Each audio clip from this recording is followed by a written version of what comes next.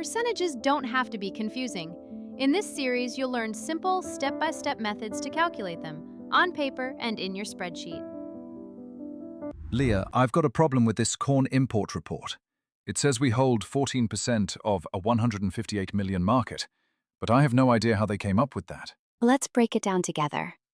We'll start with a simple percentage calculation, and then I'll show you how to do it even faster in your spreadsheet. Okay, so what is 14% of 158? Those are the figures from your market study, right? Exactly. That's why I said it's simple. Let's slow down. What does 14% really mean? Well, percent means per hundred. So 14% is 14 out of 100? Correct. So to calculate 14% of 158, you multiply 158 by 14, then divide by 100. So 14% of 158 is 22.12? Yes. Once you get that, you're ready for anything. That's it. Now let's do the same thing in your spreadsheets. Should I type 0.14? You could, but your spreadsheet understands percentages directly.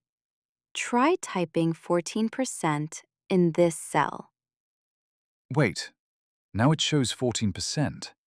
But when I change the cell format to number, it becomes 0.14. Exactly. That's just how percentages work in spreadsheets. Now let's calculate our market share. Type 158 in this cell, and then in the last cell, multiply. 22.12. Same result.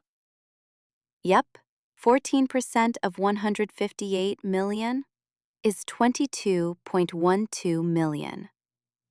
Can I change the values and still get the result? Of course, change 158 to 200, or 14% to 25%, and your spreadsheet will recalculate instantly. This is going to save me so much time. That's genius. And no need to redo the formula each time. So to recap, first, 14% means 14 per 100. Second, you can calculate it manually. Multiply, then divide. Third, your spreadsheet handles percentages easily and does the math for you. And now I can impress my boss with market insights and formulas. If this helped you, give us a like and tell us in the comments, what percentage gave you a headache recently? Leah, who are you talking to? No one. Just talking to the market.